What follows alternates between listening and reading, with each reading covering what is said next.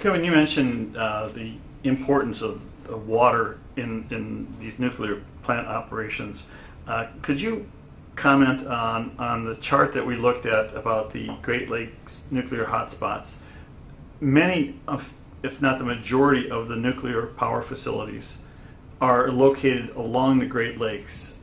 Could you not only assess why they need to be located near water, but how in effect that they're actually drawing on a free resource, but in effect providing contamination back into that water resource with no consequences? Well, the reason that nuclear power reactors and even coal burners are located on the shores of the Great Lakes and elsewhere in the country, they're located on rivers or on the seacoasts, is that these thermal electric power plants need the water to run for cooling purposes, and they also use it for pollution discharge. So the reason they're called thermal electric is that the heat that's generated at these facilities, in the case of fossil fuels, it's by burning of coal. In the case of nuclear power, it's the splitting of atoms that generates the heat.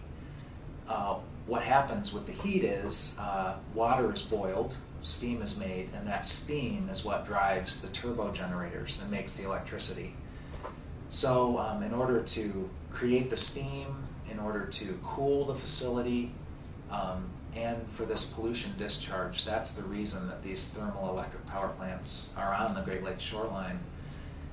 It's incredible. I only learned in recent years how much water these facilities are using. As a closer example to here, I'm more familiar with the figures. That's why I use it as an example. The Calvert Cliffs nuclear power plant on the Chesapeake Bay here in Maryland uses a square mile of the bay, a depth of 14 feet on a daily basis. We're talking billions of gallons of water come through that system, mostly for cooling purposes. And then it's discharged back out in the Chesapeake Bay, superheated.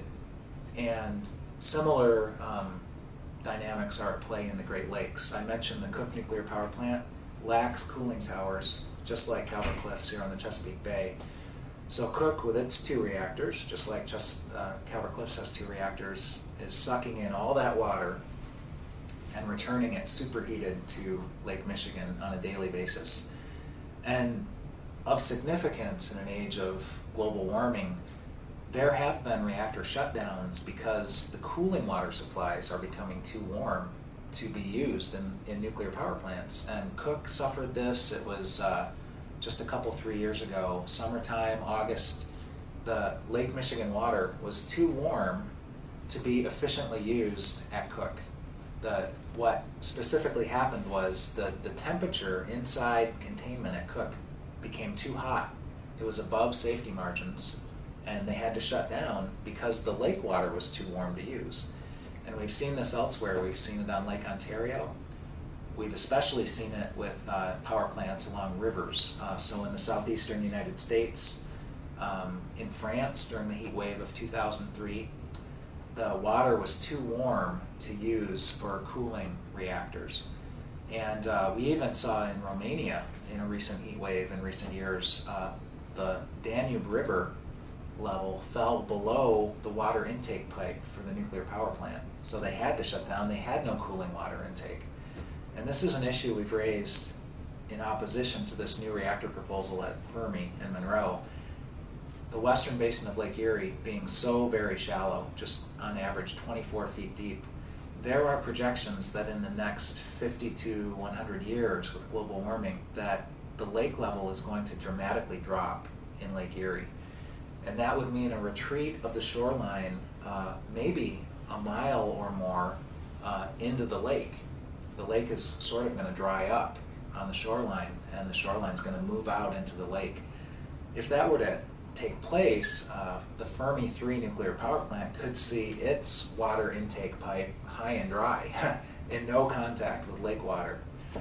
Even if that dramatic turn of events didn't take place, the western basin of Lake Erie is already under tremendous stress, thermally speaking, with all of these thermal electric power plants on its shorelines.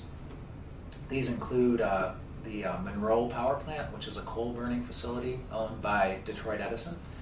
It's the fourth largest coal burner in North America. It's 3,000 megawatts, the single coal burning power plant. There are 2 additional coal burners just in Monroe County, Michigan.